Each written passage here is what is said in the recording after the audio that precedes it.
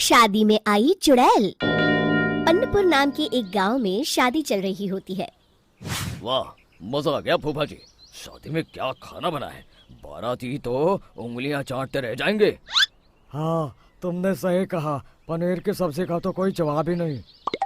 दूसरी तरफ पंडित जी फेरों की तैयारी कर रहे होते हैं कि तभी वहाँ एक चुड़ैल आ जाती है। अरे मर गया रे, ये चुड़ैल यहाँ क्या कर रही है? अरे दिवाकर जी, ये आपकी कौन सी रिश्तेदार है? अरे मुझे क्या पता, क्या भाग्यवान, कहीं ये तुम्हारे मायके से तो नहीं आई है।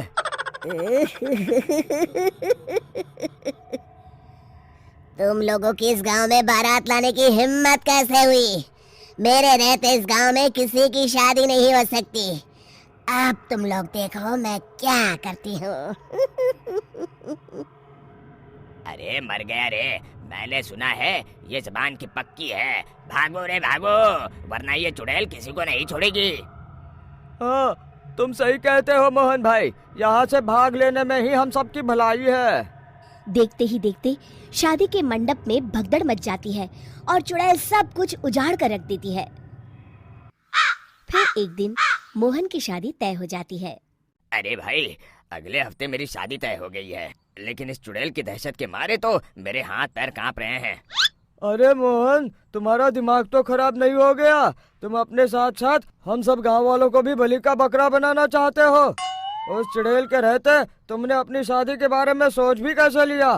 देखो गोपाल, डर तो मुझे भी लग रहा है, लेकिन उस चुड़ैल के डर से मैं जिंदगी भर कुंवारा तो नहीं रह सकता।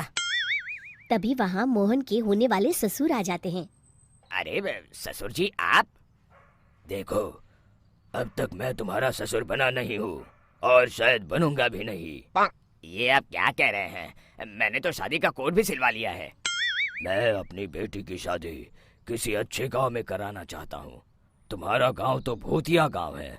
मैं तो क्या, अब तो कोई भी अपनी लड़की इस गांव वालों को नहीं देगा।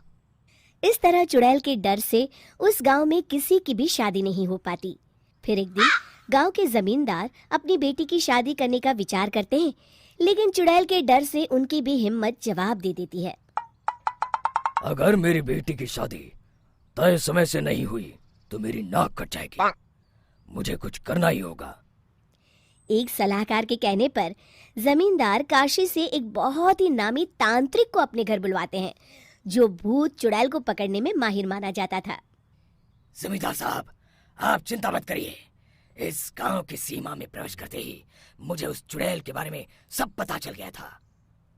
आप उसे जल्दी से जल्दी कैद कर लीजिए ताकि मैं अपनी बेटी की शादी कर सकूं। जब वो चुड़ैल एक इंसान थी, तब ठीक उसकी शादी करने वाले दिन ही उसकी और उसके होने वाले पति की एक दुर्घटना में मौत हो गई थी।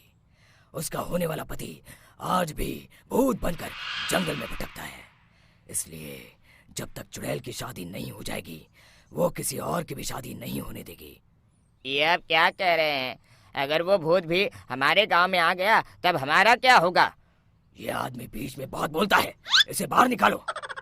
उसके बाद तांत्रिक बताते हैं कि अगर उस भूत के साथ चुड़ैल की शादी करा दी जाए तो वो चुड़ैल हमेशा हमेशा के लिए उस गांव को छोड़कर चली जाएगी। जमींदार साहब, आप अपनी बेटी की शादी की तैयारी शुरू कर दीजिए। मैं कुछ गांव वालों को अपने साथ लेकर उस भूत को ढूंढने जंगल की ओर जाता हूँ।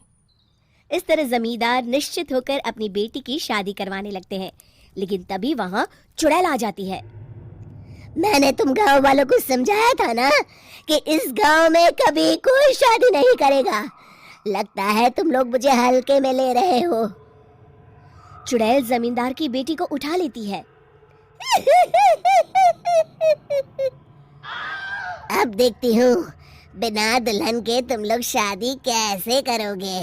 मैं इसे अपने साथ ले जा रही हूँ। छोड़ मुझे, पिताजी, मुझे बचाइए। अरे कोई मेरी बेटी को बचाओ। तभी तांत्रिक उस भूत को लेकर वहां पहुंचता है। अरे भाग्यवान, रुको, इन मासूमों को परेशान मत करो। मैं आ गया हूँ, अब तुम मेरे साथ चलो। चुड़ैल बहुत खुश हो जाती है। आप आ गए, चलिए अब हम मंदिर में चलकर शादी कर लेते हैं। अरे अरे, ये क्या कह रही हो? मंदिर में जाके दोबारा मरना है क्या? चलो, आज से हम जंगल में रहेंगे। चुड़ैल चली गई, अब मेरी शादी हो जाएगी। इस तरह सभी गांव वाले खुशी से झूमने लगते हैं।